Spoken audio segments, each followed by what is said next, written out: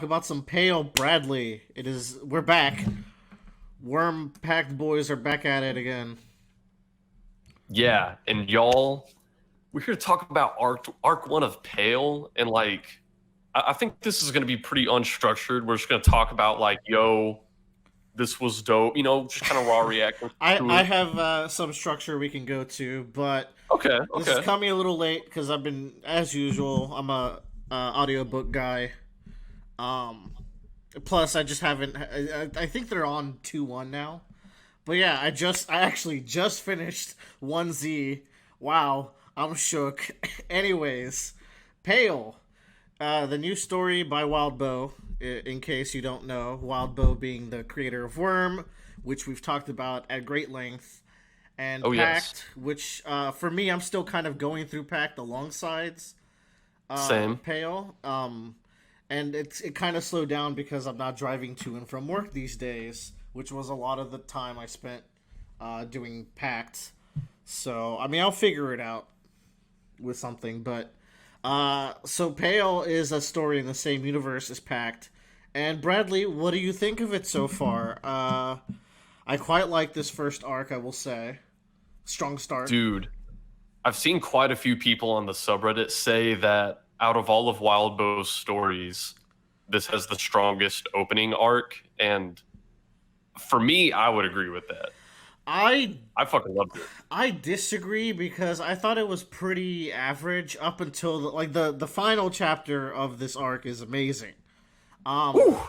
But I can't say I was super into chapters like 3 to 7 or 8. Like they were okay, but we can talk about those. Those were mainly establishing our three protagonists, which Yeah. I think one thing we could start off is how do we feel about the story setup of Pale so far?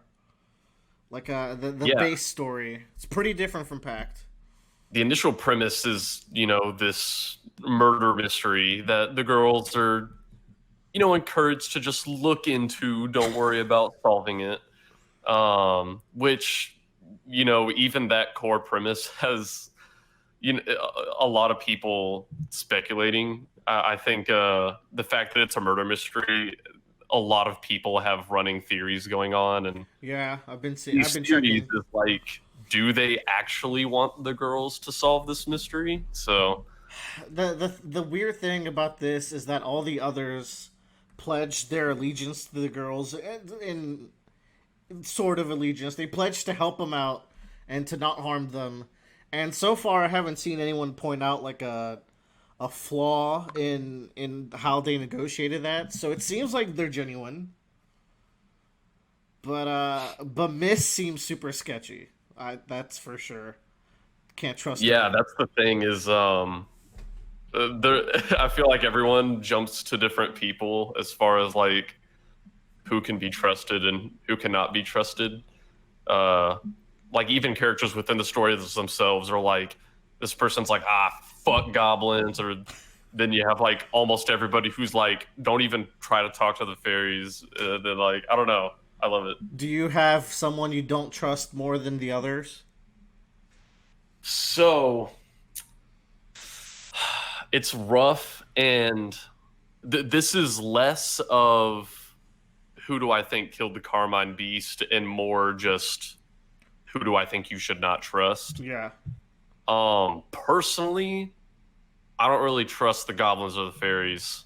Okay. Um, I because they are both people that I've seen dialogue from them where it sounds like they have the girl's best interest at heart, but if you really interpret it a certain way, it could actually be taken uh, as hey, we can and will hurt you. which fairies have we run into in Arc One? I'm trying to remember because I remember the Uh, goblins around Chapter One in Five. arc one, I think they mostly just appear at the awakening ritual. Yeah, there's a lot of people in the Awakening Ritual that I didn't even realize they were there because they're not highlighted as much in chapters 2 and 3. Yeah. Like the fact that the Hungry Choir was there, which is just weird to think about. Oof. We'll definitely talk about the Hungry Choir. That's the star of the show. But Good setup though. Matthew and Edith are like the fun aunt and uncle. I think they're probably cool. I like John. John seems cool. John is the man. Very cool concept. He's a hashtag gamer. He was with the girls there in the last chapter. Dude, I love those little dog tags where he's like, "Take these. If you throw it down while you walk into battle, I'll be right behind you." That's fucking rad. I'm like, fuck yeah, ride or die, John. John is ride or die. Yeah. So premise wise, I think this might be the strongest Wildbow premise so far. That I haven't done any twig, or much ward at all. But it's up to, like, Pact has a different thing going for it, but like I like murder mystery, so I'm really drawn to this premise. Yeah. How do you feel about our three main characters though? I actually really enjoy all of them. It took different amounts of time for each of them to grow on me. I think the one that I just kind of liked off the bat was Verona. Yeah. And I still think she's my favorite. I think she's kind of hilarious.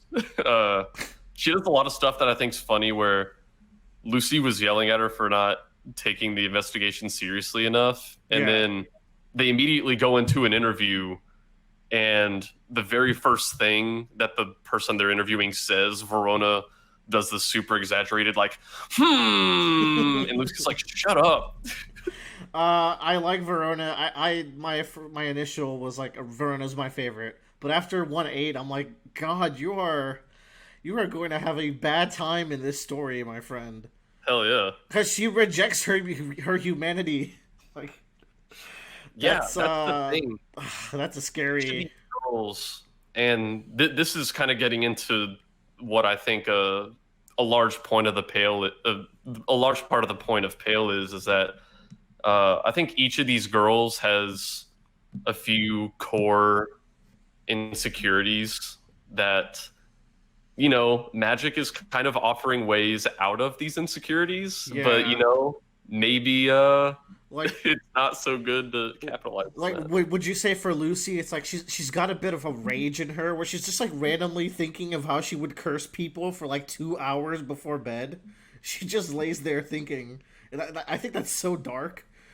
Yeah, and man, that chapter where she's just laying there and she can't go to sleep, that was one of these moments where I think Pale characters are very relatable to me. Yeah. Out of a lot of Wildbow characters, where I don't know, they have certain thoughts and insecurities that I can actually picture myself having had before.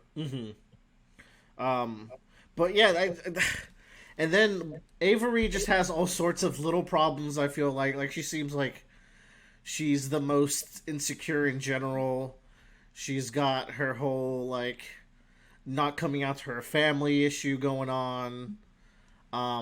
Verona's got a really rough home life, as we found out. Yeah, I think Avery was the point where it kind of started hitting me what a big problem with these 13-year-old girls doing Magic is that, like, they all have things that are very personal problems for them, that, you know, maybe it's not always the best to just run from the problems, because Avery's problem is that she feels very ignored. And before Magic came along, she would do this thing where she would perpetuate her own problem, where she's like, well, if people aren't going to talk to me anyway, I'll just see how many days I can go without people talking to me. Yeah. And, you know, eventually those streaks get broken and people are talking to her more. But now that she has Magic, whenever her family starts ignoring her, she's just like, well, I can just draw a rune and then people won't notice me. Yeah, I thought, like, they're forming such bad habits, I feel like. They're just casually doing these things that, like, as someone who's read the first 3.5 arcs of Pact, I'm like, don't! You're messing with bad shit. And then you have Verona's obvious thing where she... Dio Brando looking ass. I think she's very terrified of, you know, the monotony of adult life. Yeah. Her father is like the epitome of the terror of what adult life can become, where it's like, wife left you, with an job you STD. hate, town you hate, Yeah, daughter and who is not cooperating with you. I feel like they're both I blame here, like a Danny Taylor situation, you know. yeah, so I think she isn't super excited about like the monotony of human life, and so and now she's like, wait a minute, I can become something that's not so human. That sounds really interesting. I don't know about that. I don't know what kind of. I don't know how realistic that is of a thought. To be honest, I hope it's just her insecurity talking, and that I don't. She could just be crazy and just. What does she think is gonna be the outcome of this? She's met like all these others, and they don't seem too happy with their I current know. state. Right now, they still have a very, I think, romanticized view of magic, which I think after this interlude, hopefully that's a bit of a wake up call for like, Yeah, oh, maybe this isn't Harry Potter. yeah. I guess you would know a little more too. I feel like Lucy is the only one who's kind of like thinking of the consequences, but even then, she's still also doing foolish things as well. I Yeah, I think a very sad thing with Lucy is, in the awakening ritual, when they're kind of presenting themselves to the world, Lucy obviously went very headfirst into this. She's like, I want to spearhead the investigation. And she's like, I also want to be a fighter for my friends. I want to be the one who's going to be able to, bring the tooth and nail and, fight people. But their first real altercation with John really fucked her up. yeah. And she's a little gun shy now. And it's like, oh man, maybe that wasn't the right thing to assert about myself. Maybe I'm not that kind of person. Remind me again which animal is which. Is deer's Avery, and then cat is Verona, Correct. and then so fox is Lucy. And man, these three animal girls, seeing them from someone else's perspective, Yeah, and they seem so cool. they look so fucking badass. I had a question. Like, it seems like they're already casually pulling out magic that is beyond anything I've seen from Blake, right? Like, because they're in smoke and like they're shrouded in smoke and shadow, and I think it said that Avery's cape, or maybe it was Verona's cape, is just like casually slicing the bowl. So they're already doing these magic things that seem maybe advanced. Maybe just Blake was so below their level that I have a weird spot of comparison. I don't know. I think it also helps that they actually have help. Like I guess Blake has that one lawyer who told him how to not instantly die, but these girls are getting like these magical gifts and they're getting lessons and Yeah, runes. I think Lucy got like a magic ring that I forgot what it does, but She can turn anything into a weapon, which it was fucking badass. Where like they can run their hand down their cloak and turn it into like a claw or some yeah, shit. that's what it was. Yeah, okay, that's cool. And they're using like runes and circles for like their smoke and shadowy effects. And man, what was really fun about these runes is like the little extra material Yeah. that came out right before the interlude kind of showed their inventories going into it. Oh, okay. I had to skip. Okay, I gotta go read that. Yeah, I it skipped was that really one. cool because people saw these runes on their cloaks and stuff and were like, okay, what the fuck are these going to mean? And the one that I was most excited for going into the interlude is for Avery's inventory. It showed this hockey stick, and in the middle of the hockey stick, it had the symbol for Mars, which that also doubles as the symbol for iron, and Mars is also the god of war. So I'm like, okay, hard violence, and then it's surrounded by these earth runes, and it has like the little arrows pointing outwards. So it's like, I think those are like unleash, like don't contain anything, force out. Mm. So I'm like, this is just gonna be like the home run bat item in Smash And that's why Bros. she smacked the fuck out of that child. Yeah, she hits this fucking kid in the interlude, and it says he goes flying, and I Yeah, was like, like the stick breaks, but the kid is hit with the force of a car.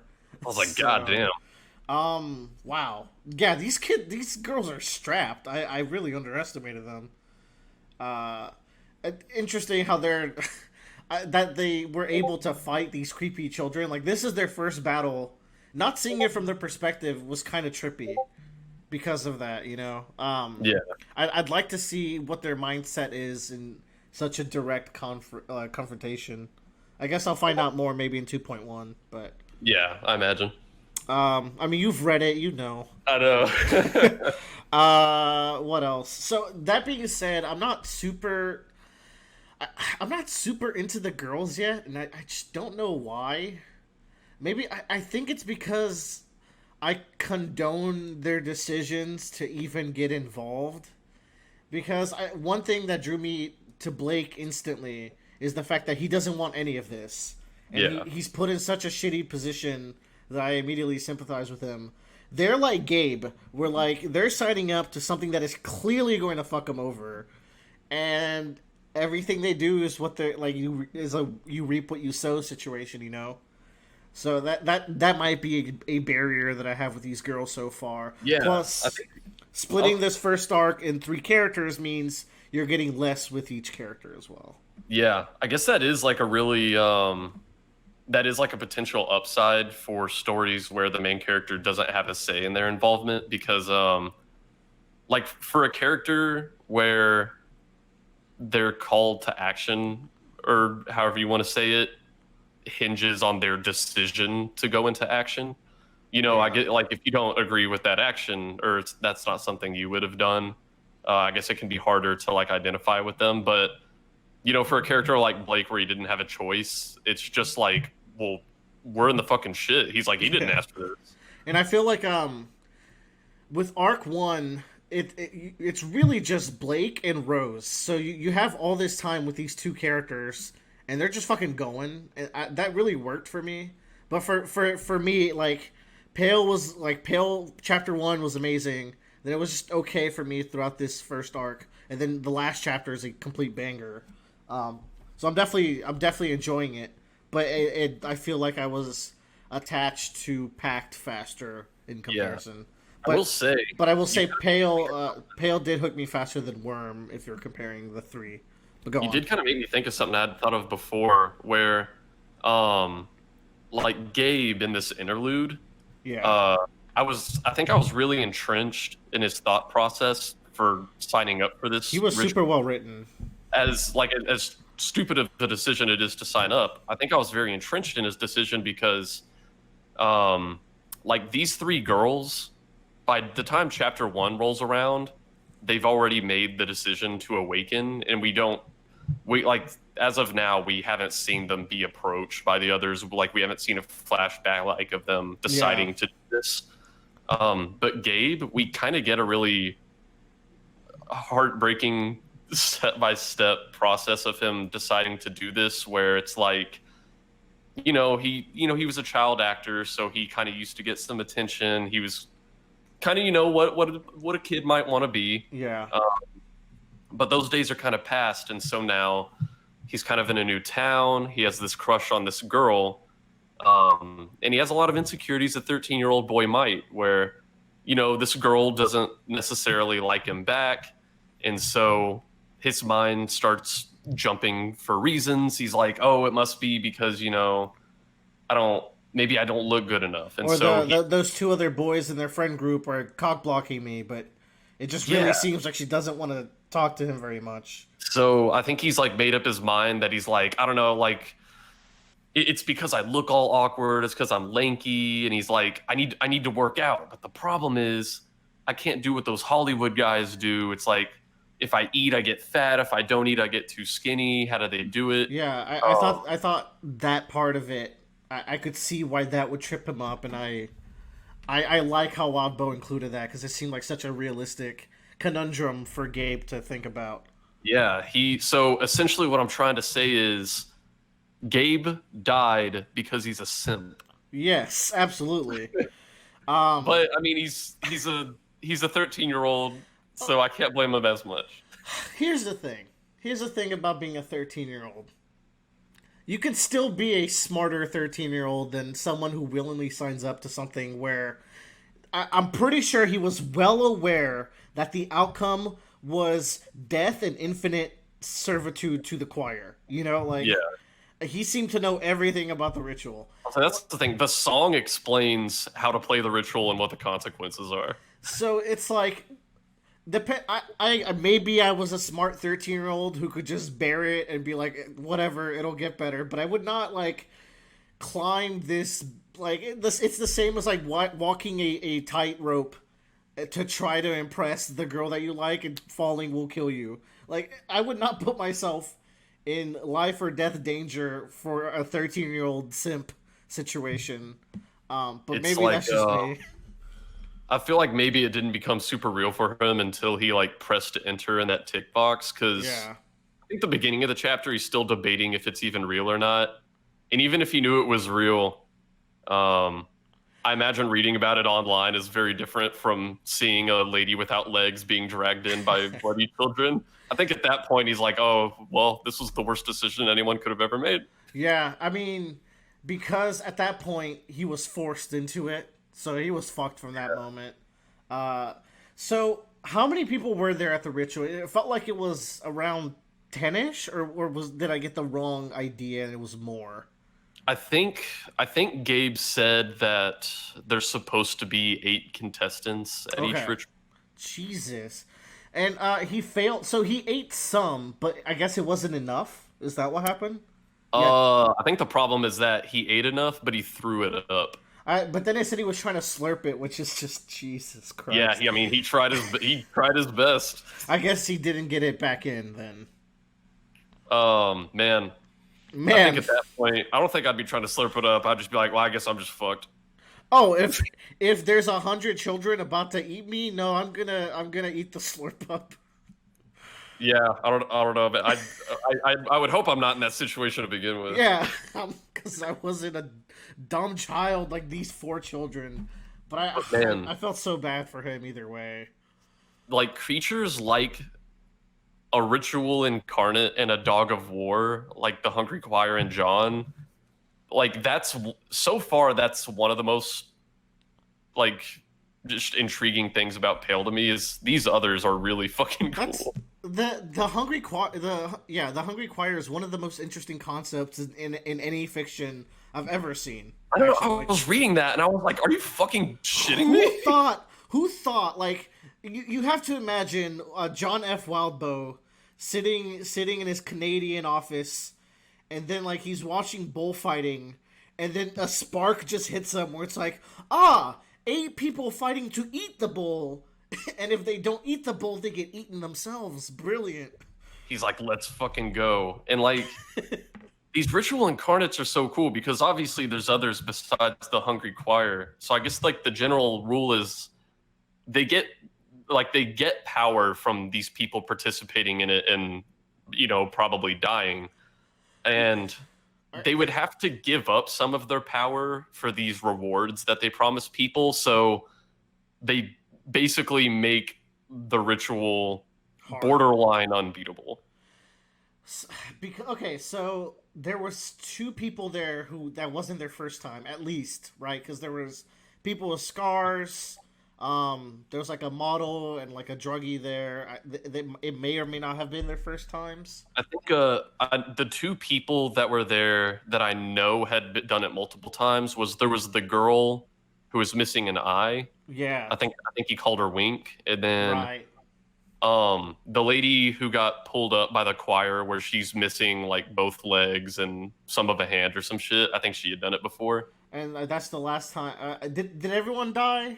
I was so aghast at what I was hearing that I forgot to. Tattoo Boy died. Yeah, I think there was a girl with black hair that I died. think Wink died. I'm not sure. I don't think Wing died, Well, so but die next time because he has no fucking legs. oh, I remember at the end. I think Gabe said he saw like a circle being burned into her arm for another night completed. So I think she was good.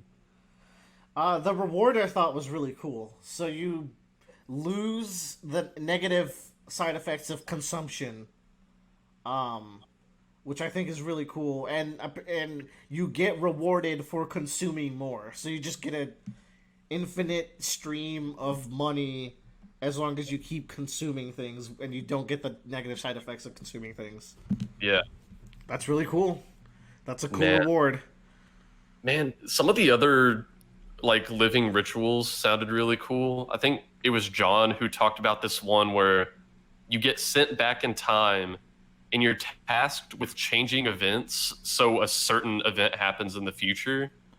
And like if you don't complete it, you are, I quote, lost in time or like unwound from time. Yeah, He that said that kind of like this site that Gabe visits, after enough years, there were people who found a way to like game the system, and they beat the ritual enough times that it ran out of power, and then the ritual's just gone. Like you can't do it anymore.